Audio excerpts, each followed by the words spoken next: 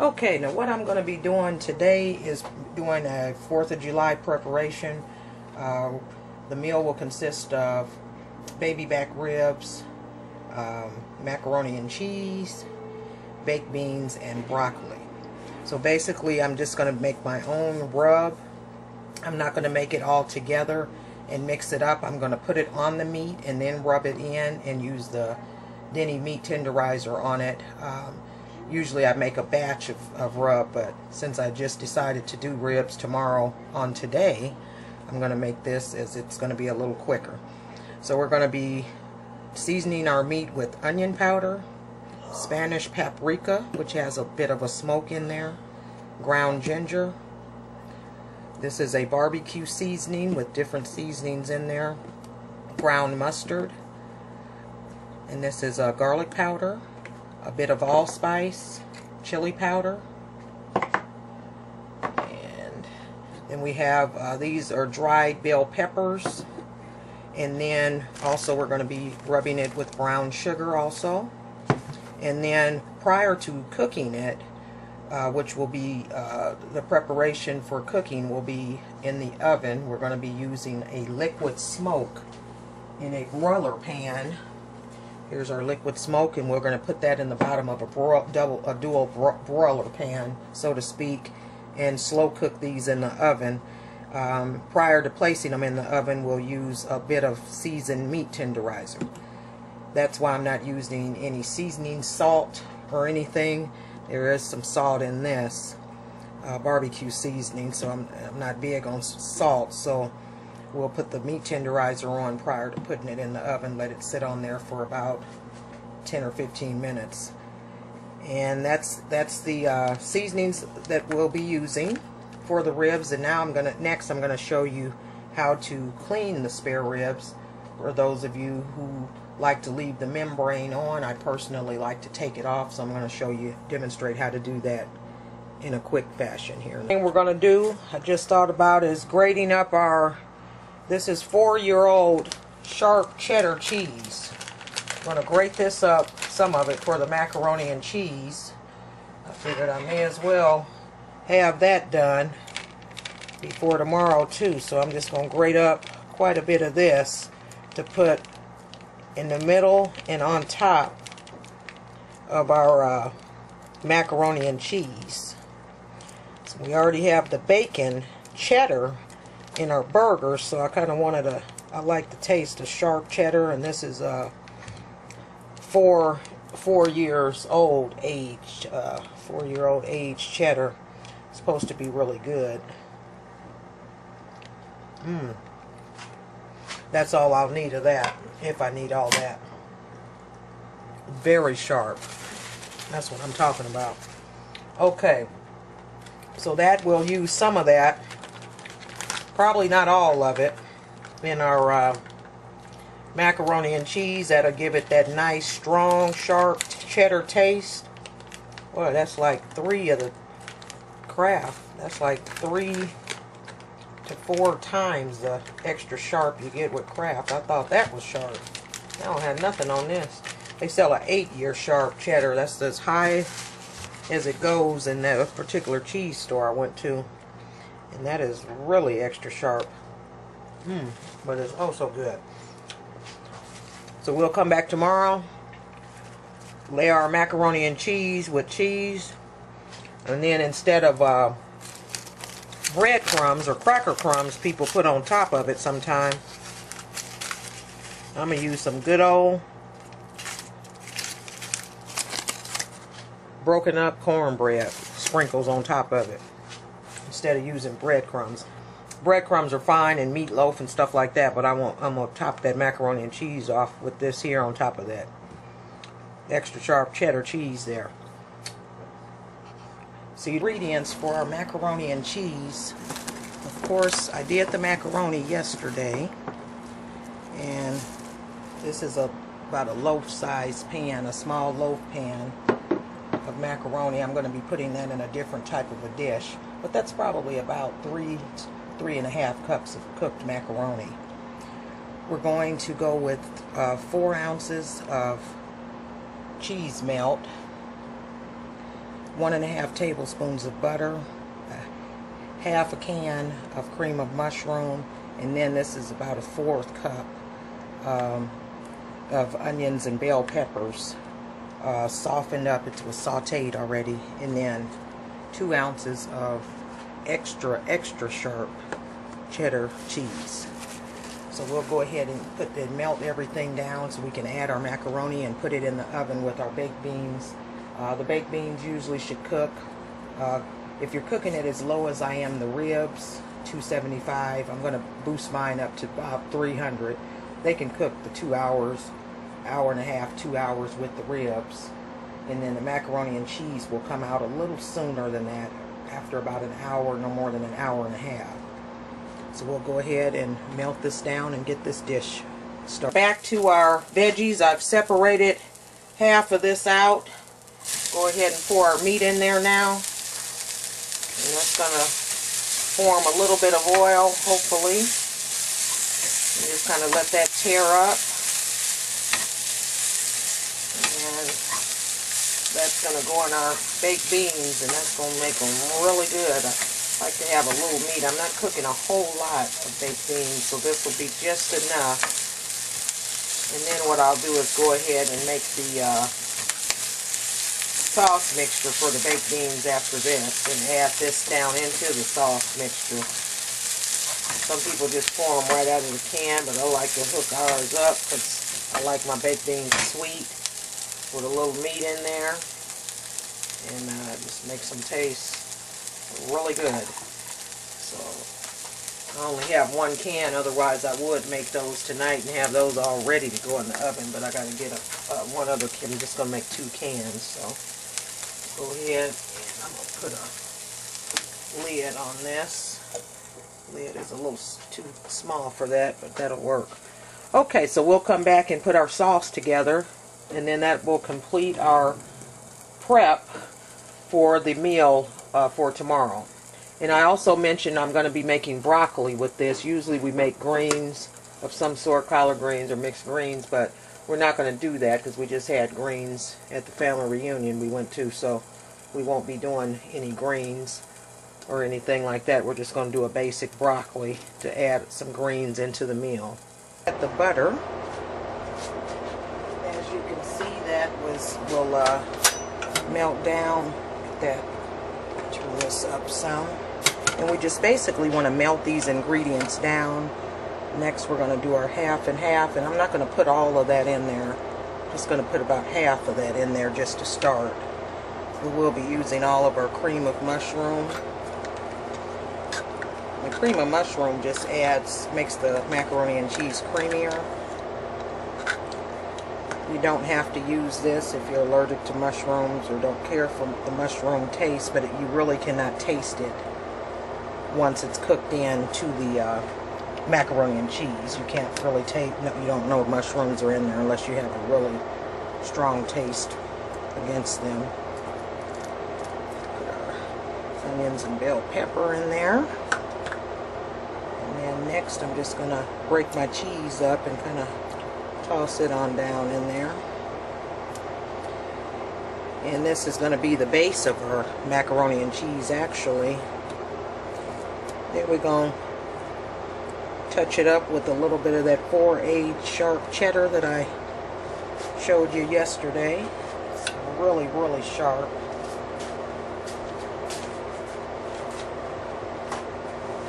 So we'll go ahead and let this melt down some and come back and check on it in a few. We're just stirring up our cheese and our cream of mushroom, bell pepper, half and half mixture, and that's melting down just fine. Still got some chunks of our cheese melt in there. That's a Velveeta. In other words, it's an off-brand, third less fat. So it takes it a little bit longer to melt down because it doesn't have quite as much fat in it as the regular Velveeta, or you can use regular Velveeta or regular cheese melt, whichever you like. I'm also going to hit that up with a little bit of pepper. I like a little pepper in the macaroni and cheese. I won't be adding any salt because there's plenty of salt in the cheese, but I am going to add about that amount of pepper, and that's probably equivalent to about a teaspoon. Offset some of the salt from the cheeses. Okay. And what I'm going to do is just add the macaroni to this at this time.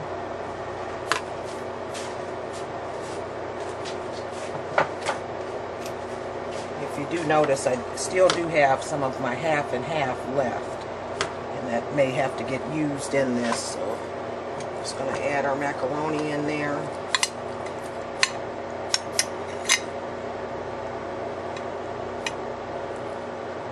Drain some of that water off of that. There we go. It has a little water down in there from sitting in the refrigerator. That's fine, because that little bit of moisture is not going to hurt it. Okay.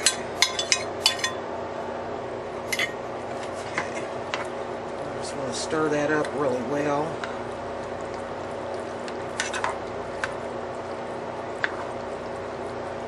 And at this time, this is at the point where you can add more cheese if you want. But I'm going to leave this pretty much like this. It looks kind of watery now, but it with that half and half in there. Some people use heavy cream, heavy whipping cream also. That's going to cook just the way I want it to. You don't want it to be really, really thick. Consistency like that, because that half and half with the cheeses will thicken up during the heating process, especially being slowly cooked in the oven. And then we're going to also be adding our 4/8 sharp cheddar in there too. That's really good. Okay, so in this case, we don't need the half and half, so that's why I put it in a cup like that. I'll hit it with a little bit. But we won't need any more. You don't want it to be too runny, then it won't thicken up to the proper consistency. Okay. So we'll go ahead and transfer this into our baking dish and put it into the oven with the baked beans. 6 square baking dish instead of an 8 by 8. I'm just going to pour about half of that in there like so. And then this is where our 4/8 sharp cheddar will come along. Just going to kind of layer that on there like that. And then we'll save the rest of this.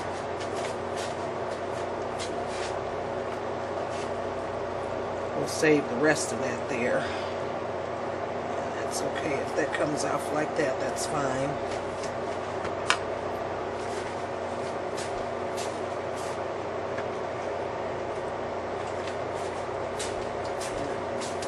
And I like a little coloring, so I'm going to add a little bit of paprika.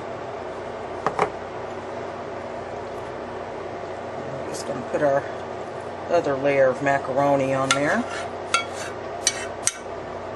Okay.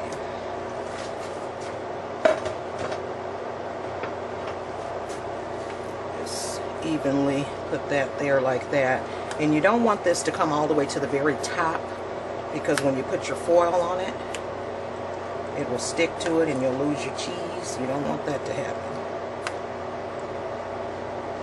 So, go ahead and put the rest of our cheese on top, and then I'm going to leave a little bit more cheese to put on it with the cornbread crumbs right when it comes out. So we'll just put that like so, and then this last little bit we'll put on the very top and just put it back in the oven uncovered to get a little crusting on the top of there. And then we're just going to cover this up, and as I usually do, hit that with some spray, so just in case it doesn't stick to the cheese. I'm just going to pat that down a little bit.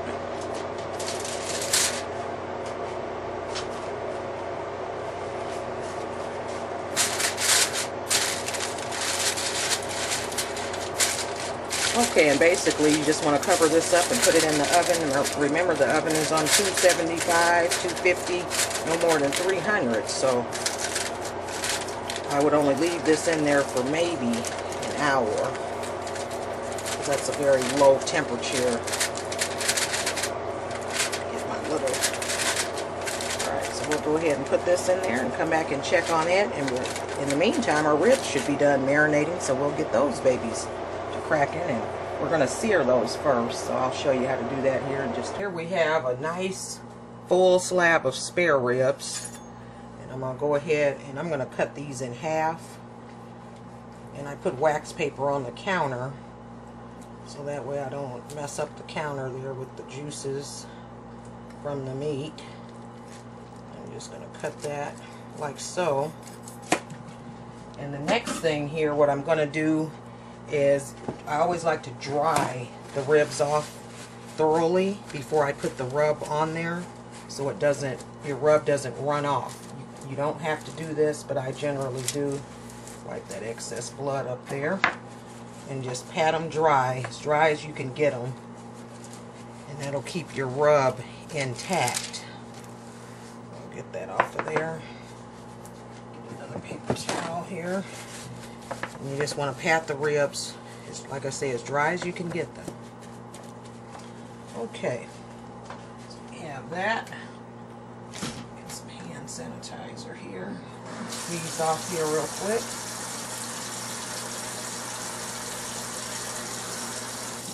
Now basically, what I'm going to start with, it doesn't really matter per se what you start with, but I'm going to start with the Spanish paprika, which as I mentioned, does have a little bit of smoke in there. So I'm just going to, you want to put a decent amount of these ingredients on the meat, because you are going to be rubbing it in. And we'll do one side at a time. And we'll hit it up with the chili powder. I want your meat to be kind of dark, and that's how you know that it's in there. A little bit of the allspice. This is our barbecue seasoning. Like I say, this has the salt in it, so I'm not going to use a whole lot. There we go. Didn't want to come out there.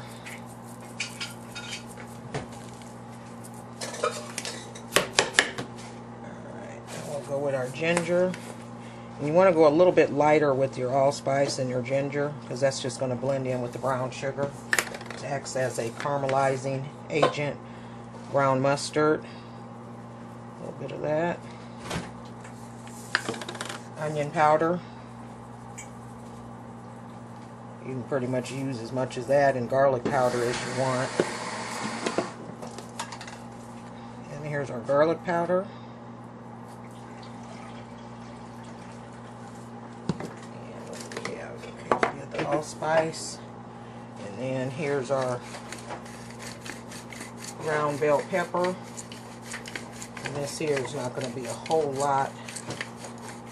It comes out in flakes a little bit, but as it moistens, as it sits on the meat in the bag, we're going to marinate it in.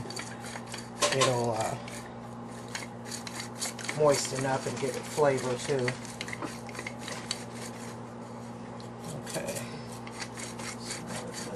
Okay, so we have that, and then looks like I'm missing black pepper.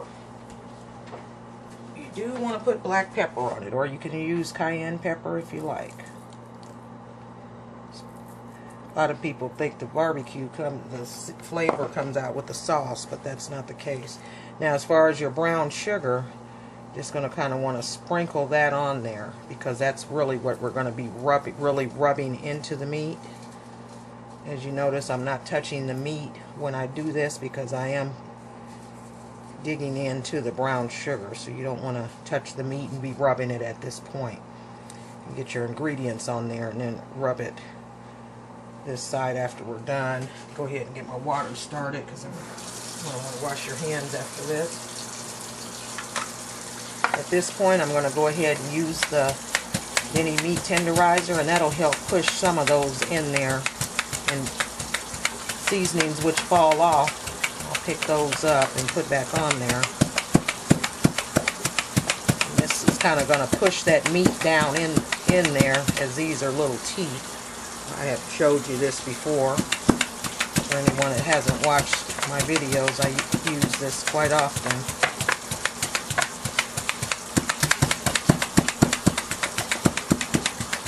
Okay. And these are baby back ribs. You can also do the same thing with regular spare ribs. That's fine also. Okay, so we'll go ahead and put that there.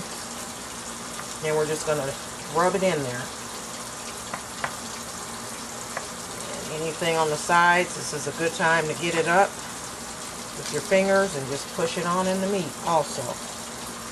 You basically want to have your meat looking totally different color than when you started. Really push it down in there. You shouldn't have light brown areas of sugar like that. It should be moist. That's how you know you're pushing them in the meat. Okay, separate this. A little bit of brown sugar is what you're going to lose the most of when you do this. Fingers off there. Then I'm going to hit it with the meat tenderizer one more time. With each individual bone, and between the bone, you can kind of feel it as you're doing this. If you don't have one of these, that's alright. You can still make it without them.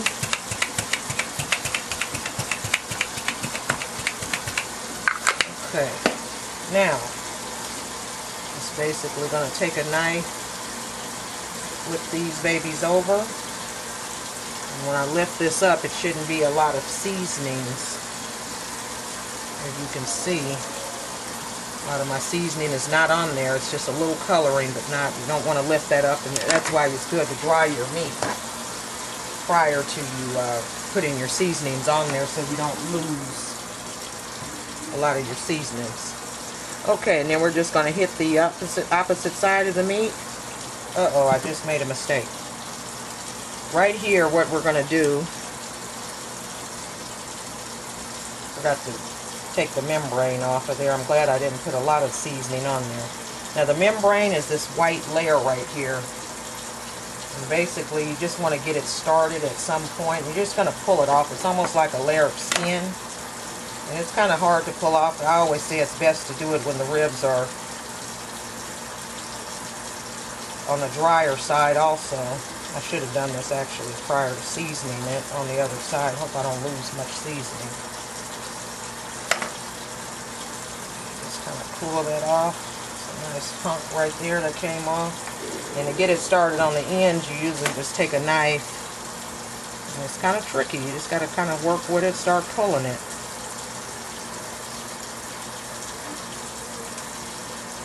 I'm going to flip this way. Start from down here. There we go. And you just got to kind of pull that off of there. It is a little tough. I'm having a hard time doing this.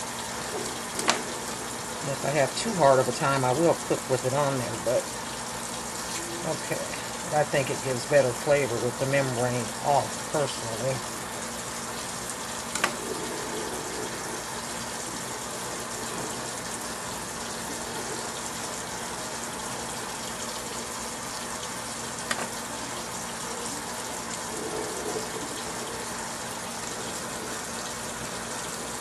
Got to kind of get it started at some point. That's what I'm having a hard time doing.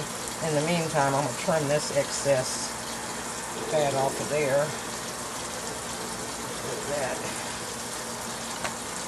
Let's see if I can get it started down here. Okay.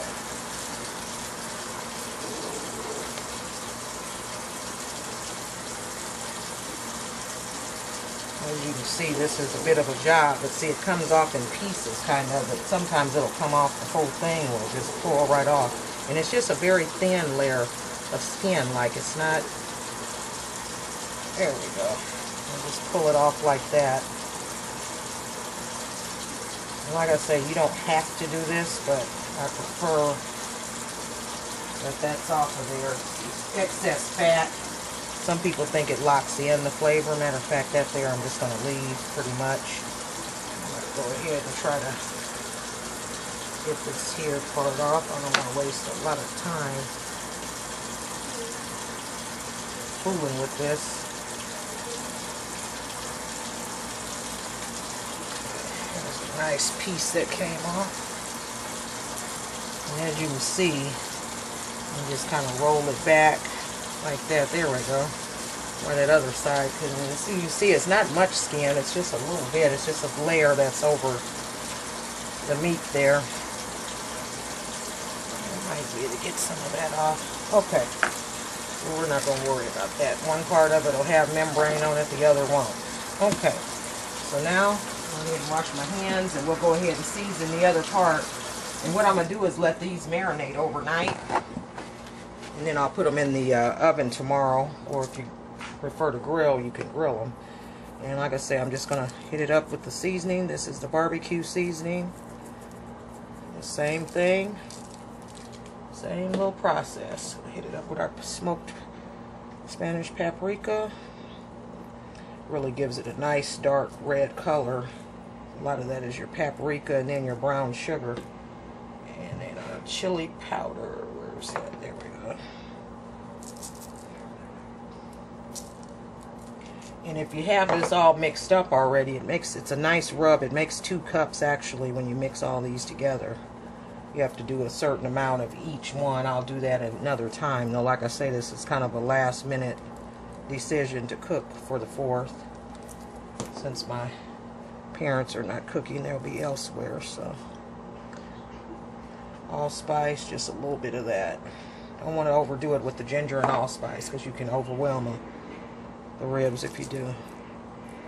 Pepper.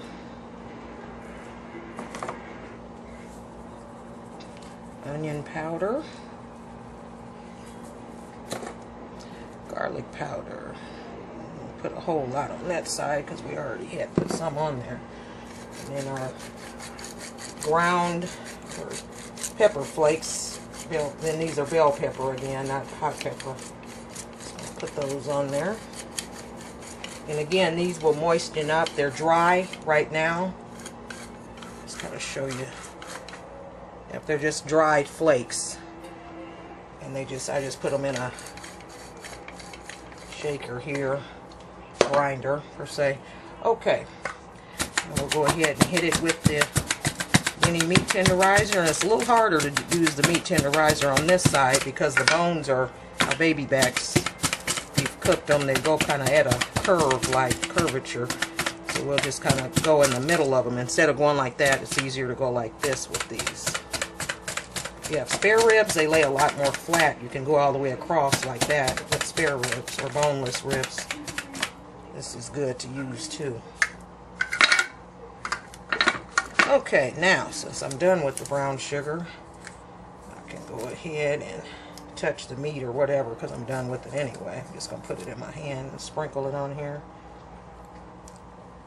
Okay, hit it with the rub again.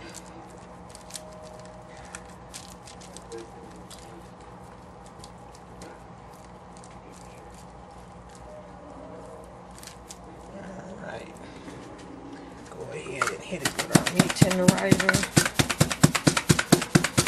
And again, our powder meat tenderizer, we won't use that until no more than 30 minutes prior to putting them in the oven. Some people will use meat tenderizer overnight, but I don't like to do that. It's a lot of preservatives in it, and I don't like that sitting in the food, but you can if you wish. It's up to you. Okay. Now what I'm going to do is go ahead and transfer these babies into just a regular Ziploc bag, or if you have a glass dish or cellophane, it's fine to put them in also.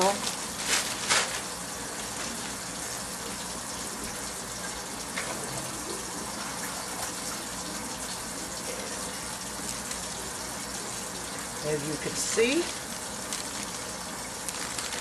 and in that bag like so. Flip them over there.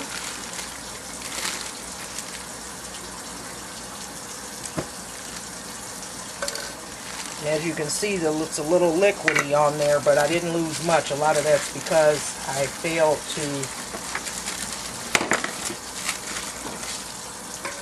take the membrane off prior to cooking it.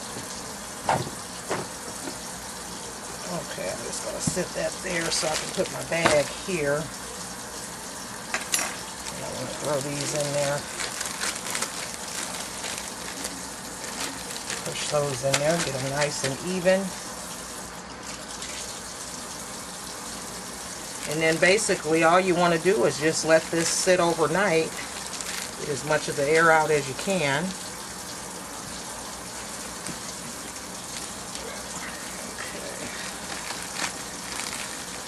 Okay. Alright, so we'll go ahead and, as you can see, these are nicely, have a nice coloring to them. Got the rub on both sides really well, and you can rub these also periodically through the night if you want. You can kind of rub them. Put them in the fridge overnight, and we'll come back to cook them tomorrow. Go ahead and give these a nice turn, as you can see. A little brown on that side, and that's what we want. Just like that. You can leave them on there longer if you want, but as you can see, those are very tender. The fork is coming through them already. So you can imagine, it's just very, got a little more to go, but the outside is pretty much cooked, but that'll lock in the flavors again, as I mentioned. Go ahead and let those stay on there for a few more minutes. We'll come back and transfer them to the broiler pan. Usually I melt butter down in there, but since I don't have my full 2 cans, I'm going to spray this. I'm still going to put some butter in it, but I'm just going to spray this a little bit there. And I'm just using a can of baked beans, and I just poured a whole can in there. So I gotta get that, give it some help coming out there. Like I say, I'm going to make 2, I might make 3 cans, because this is a pretty nice sized loaf pan. So we'll go ahead and do that. Add our meat in there and our veggies. Go ahead and add them in.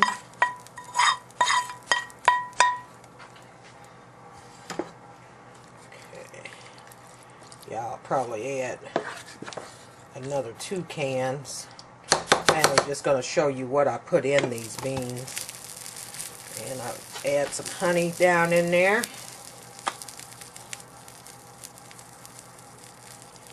And this just makes your beans a lot sweeter and taste better than just straight out of the can. I'm going to add some pepper. And this is going to be enough ingredients to where I don't have to add any more.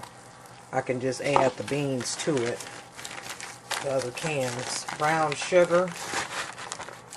Quite a bit of brown sugar, because that's what really makes the flavor really sweet and good. Okay. Some brown sugar. We're going to add some Sweet Baby Ray's or whatever kind of barbecue sauce you want is fine. A little bit of that. And again, I'm putting a lot because this is going to be for 3 cans of beans. So keep that in mind. I'm not just putting all this in there in 1 can of beans. And then as far as the butter, how I'm going to do that is just kind of break it up and put it in there.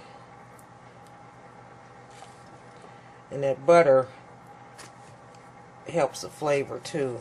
And this is salted butter, so alright, real butter, not no margarine. And then I'm going to use some Bird Rabbit molasses. I don't like this molasses unless it is in baked beans. It's not the most pleasant tasting, but in baked beans it's on hit. And these baked beans are going to be very dark when they come out of the oven. They are really dark and sweet, very good. And just kind of stir this up, and I'm going to let this is going to sit in the refrigerator too, but as you can see, they've taken on a whole nother color. You can see the sauce in there now. It's not the kind of pinkish red that you get out of the can. And if you really want to go hard on it, you can put some liquid smoke in there, which I think I will. Even though the rib meat is smoked, I'll add just a little bit because this disperses throughout that whole entire pan. And that adds with the color too and the flavor, of course. As you can see, them beans is dark. Kind of remind you of bourbon baked beans are dark like that. And you can cook beans from scratch if you want. I know how I'd use northern beans usually when I cook these, or either I've used little red beans too. But it takes a long time, so I'm just, like I say, last minute meal, doing the quickest way I can that I know will come out good. So, we got our baked beans. We're going to add 2 cans of that, stir it all up tomorrow. Throw it off in the oven. And like I say, you usually, even though these are pre-cooked beans, you want to bake them on about 300 at the most, 250 to 300 for a good hour. And then you let them set a half an hour, and the flavors really get, they all through the bean, trust me on that. So I'll see you back tomorrow and we'll complete our meal. Peace. What we're going to make now, I'm going to go ahead and prepare some bacon smoked cheddar stuffed burgers. This should probably make 2 burgers, maybe 3. But our ingredients will be, I am going to use a sweet smoked Spanish paprika, and this is very smoky. Onion powder, barbecue seasoning, and then black pepper. And then here we have bell pepper, onion, and garlic, nicely diced up. So we'll go ahead and get started with this and see if this is the first time I'll be using my stuffed burger deal here, so hopefully I can get it to work properly. So first of all, what I'm going to do is season my meat, and this is the smoky Spanish paprika. Since these will be cooked indoors, I don't want to grill because it's hot, and it's like I say, last minute 4th of July meal. So a little bit of the seasoning in there, onion pepper, or onion powder rather. I'm going to use a whole lot of that because we have onions already in the bell pepper, and garlic diced up, black pepper. And then what I like to do is just kind of stir that around. And this is ground beef and ground turkey. I like to mix it in, keep it a little bit more healthier instead of using all just ground beef. Go ahead and hit that up and go ahead and season it lightly on this side. This is again is our barbecue seasoning that we used on our ribs. Black pepper. Smoky paprika. Can't too much go wrong with that. And that's a Spanish smoky paprika.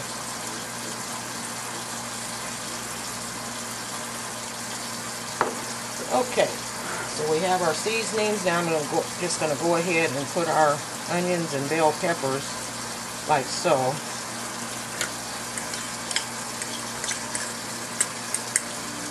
And again, I'm just going to kind of turn this, get all the ingredients mixed in there really good. So that way when I make my patties, everything will be uniform and not too much. This is still a little frozen. Uh-oh.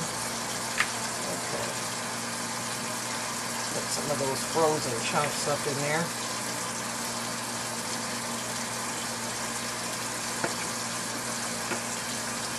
Okay. Now I'm going to just give it a really good mixing up.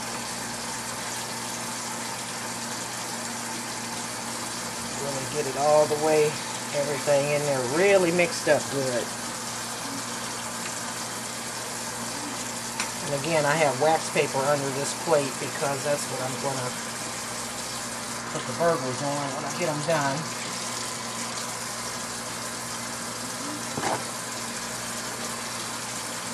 Okay. Now we have our cheese here. And this is some of my cheese that I bought on my trips. I'm very curious to stuff this burger with this cheese. Cost enough. I hope it's good. Okay, got time to do away with that knife. Alright. Let's go ahead and set that there. I have a cheese cutter here that I'm going to use just to make sure I get a nice uniform cut of this cheese.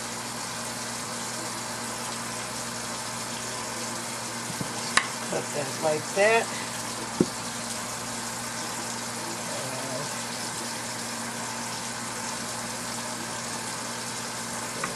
Like that. Okay. So go ahead and get that out of the way. Take a little cut of this. I want to see how this tastes.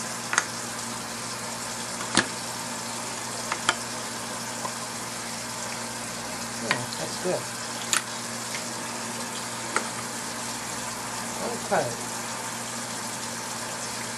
And what I'm going to do, I'm not going to measure or weigh these out. Put enough meat in there. Cover that up.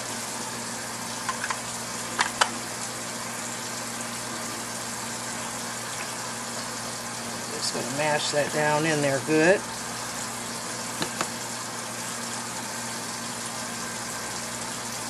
Okay.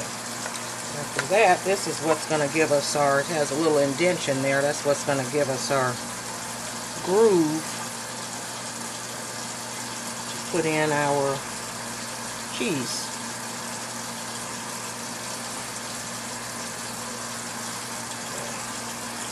Better even that out a little more.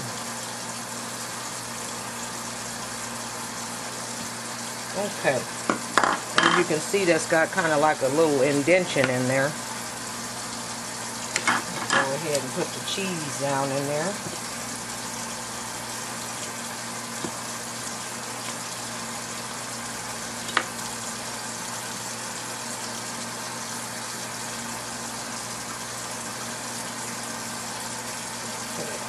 Try to get that as close to the middle as I can.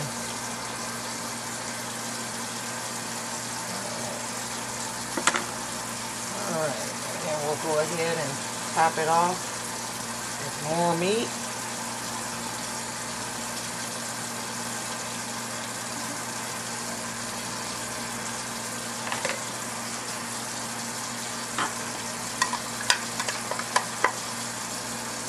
Hit it up again like so. Uh-oh, forgot to lock it.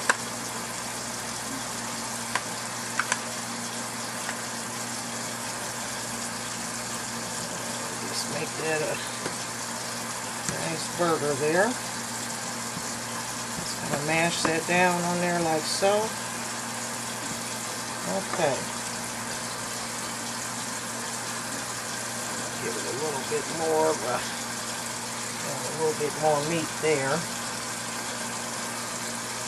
Alright.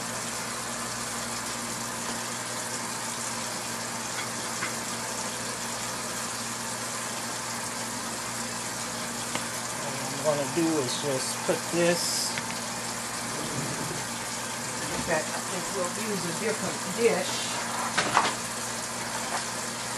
I think I'll just put these in there like that. Put a piece of wax paper on the bottom.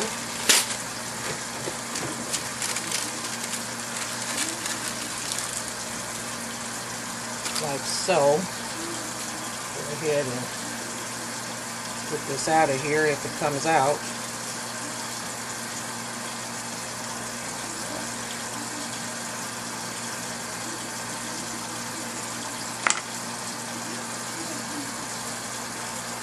It's trying to. There we go. Uh-oh. Kind of broke up a little bit. That's alright, I'll fix that. Okay, so main thing, we got our cheese in there on the inside of that.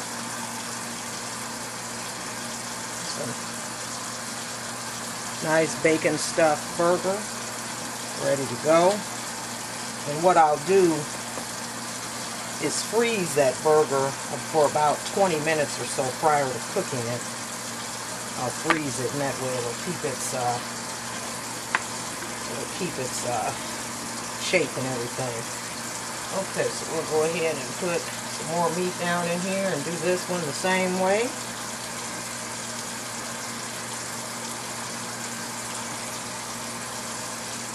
Good mash there. Get as low as you can in there. We'll take this off and make our groove. Yeah, I can center this a little better. Like I say, this is the first time I've done this, so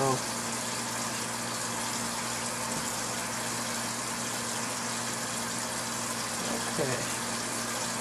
Get it a little bit more on that side. Alright, nice little groove, and then you can always push it down. If you don't have one of these stuffed burger deals, you can always just mash that down, I imagine, with your fingers too.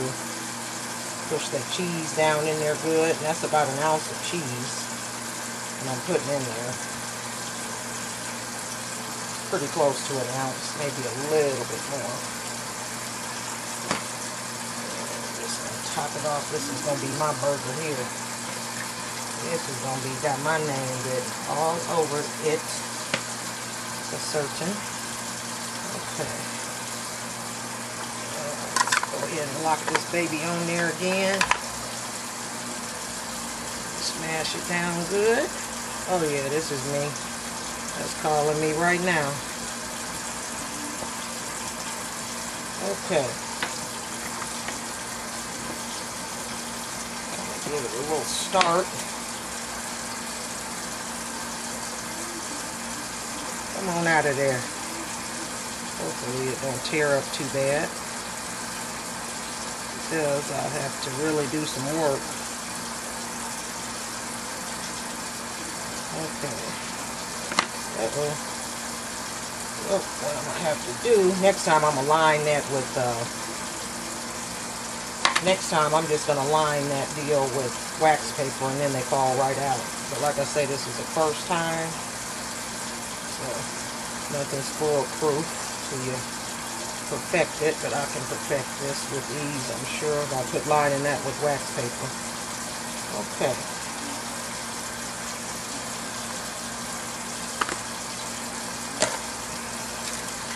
Hold that up. Go ahead and put that there. And as you can see, another nice big stuffed cheddar bacon stuffed burger. Cheddar and bacon there. Now imagine you can buy that around here at your local delis. So good quality cheese, looks like. Very tasty. I know it's going to be good in that burger. Okay, so there we have two nice big burgers stuffed with bacon, cheddar. So those will be whipped up tomorrow as well.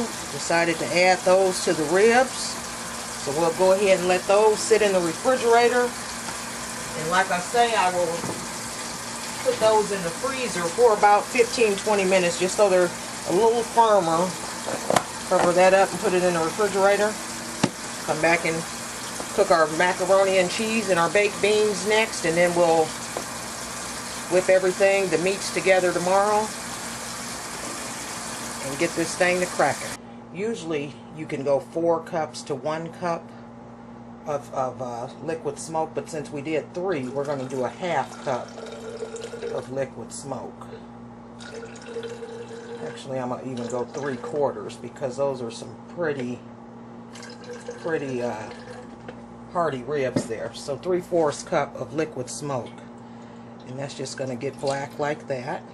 And then you just kind of mix it around, and it'll balance out. And then what we'll do next, we'll just wait for the ribs to marinate.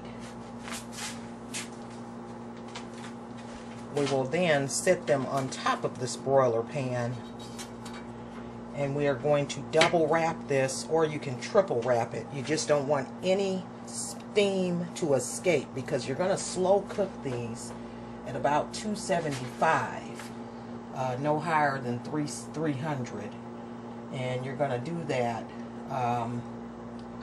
It takes a while, like I say, for a good couple of hours. 275 is very low, and you want the internal temperature to be 155 throughout the cooking process.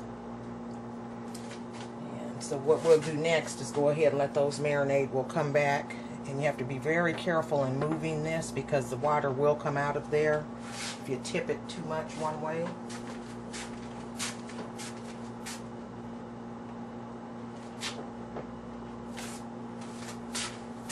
Okay, now moving on to our baked beans. I added those other 2 cans to those. And as you can see, our pan here is nice and full. And these are ready to go in the oven, and these can go in there also with the ribs. They'll cook at the same time, or then we're going to put our macaroni and cheese in there too. So basically we'll just cover this back up, as these are ready to go. Next thing we're going to do is make our macaroni and cheese. So we'll get that underway in just a few minutes. A peek here at our meat. Our ribs are very, very tender already. I can tell they're really flexible, and you can tell those are marinating really well. There's not a lot of sauce mix from the rub on the bag. It's very transparent, so that's good.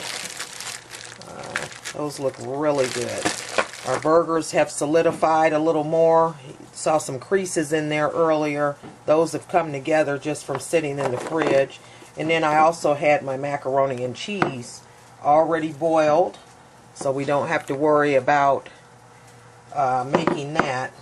Just have to mix everything together, and it just cuts out a lot of excess time in the kitchen. Not that I don't mind the kitchen, but I don't plan on being in the kitchen all of the 4th of July. Ribs, we're just going to sear them, or get them brown, kind of brown on one side before we put them in the oven, and that'll kind of seal in the flavors. And just do this for a few minutes. And as you can see, my dish is clean that I used. So we just want to let those brown. And this, the bottom side will obviously be a little more brown than this side, because the ribs are actually going to keep that from laying flat. So that's no problem. You just want to get them a little brown on one side to help the cooking process along. We'll let those go for a few minutes and come back and turn those over and get those babies into the oven. In the meantime, I'm going to get my foil ready so I can double wrap this pan, broiler pan that they're going to go in. Decided to do a switcheroo when we were off camera there. I put the water and smoke into a smaller broiler pan. That'll make it a little easier for cleanup.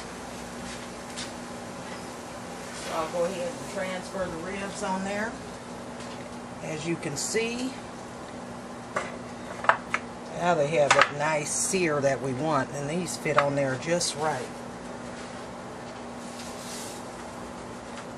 And that'll be a little easier to clean up, and that's what you want, is that seared color in there. And this is just a smaller broiler pan, and then I'm just going to double wrap it with foil.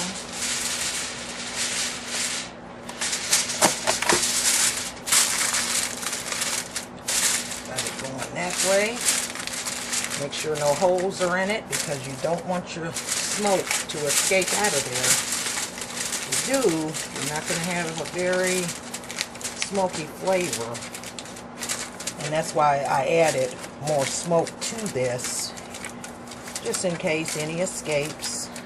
And then also it makes it just have a smokier flavor. And these are really, really tender. And I'm going to double wrap it like this. Also, and I'm going to hit it again from the top.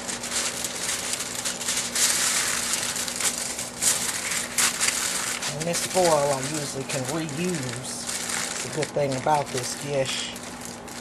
Reuse that foil. You don't have to just throw that away.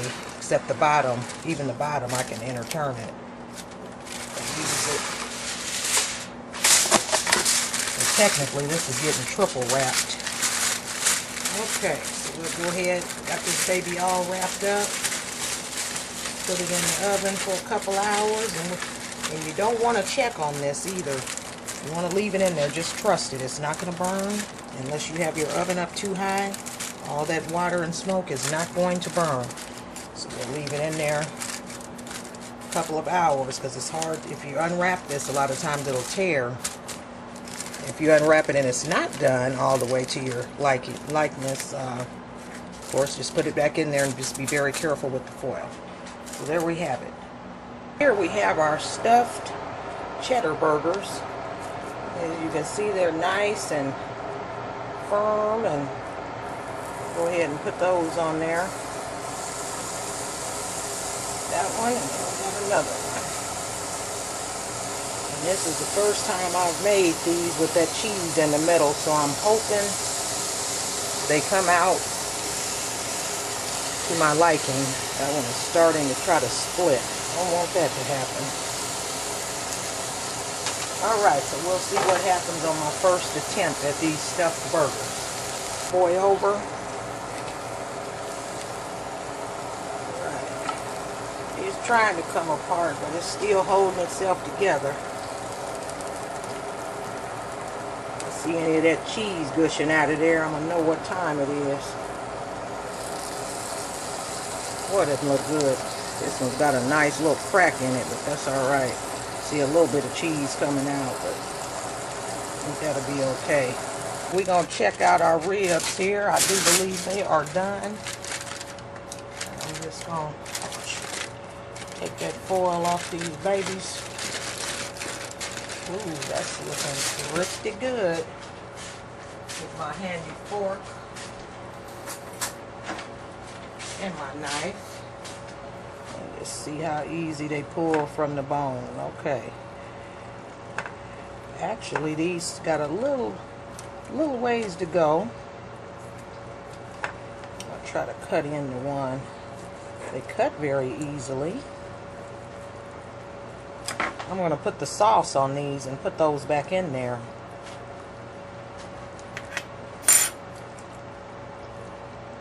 Yeah, they still have a little ways to go. So I'm going to cover those up and put them back in there for about another 45 minutes and they should be done. Okay, now it appears that the ribs are done. As you can see, that's nice and easily tears. See how easy these babies cut. They cut very easily.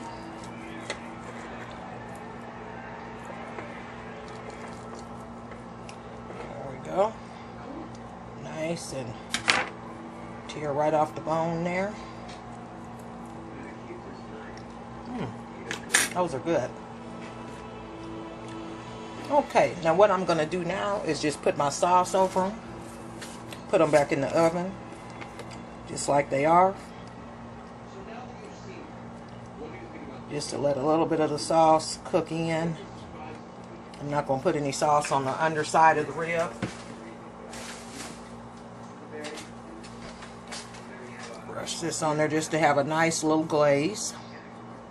That's how we like our ribs. Some people like them really messy and wet, but we don't. So, and then the meal will be complete. Back in the oven for about 10-15 minutes. And it's still down low on 275. Bless you. Alright, we'll come back and hook up a plate and see what is she doing now. Well, I'm going to make some pepper apple relish cream cheese spread. That's what I'm going to make with this. And basically, you can buy gourmet relishes maybe at a spice store. I know they have one here out in Rockbrook, but I got this up at the mall when we were there, and it's a pepper and apple relish. And I'll let that pepper fool you. It's not spicy. And what we're going to do is use a half of this jar, and this makes kind of like a spread. It's really good, actually. I tried it in the store and I just had to have it. So that's about half.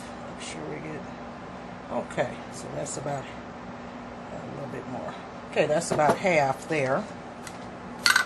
And then I just bought some fat-free cream cheese. I'm just going to use 4 ounces, which is half of that package, and this is softened already. Kind of thought about what can I make to go with this for a little snack later, other than making a dessert, which I don't do much of. Okay, and we're just going to stir that around in there. It's a little harder to stir if it's not soft, but basically I'll get this mixed up, come back and see the fit. Our pepper apple relish cream cheese spread, and what we'll do, that's how that came out. You can see it's a little thick, but cream cheese will thicken once it gets cold. So we'll put it in the refrigerator, let it sit for 2 or 3 hours. It'll be nice and firm, and in the meantime this will be my snack for later. Pepper apple relish cream cheese spread. Finished product. We got our ribs, we got our baked beans, a little hint of macaroni and cheese, a broccoli, a burger, and there's a little potato salad. I bought that. I didn't make no potato salad. So that's the finished product. Check it out.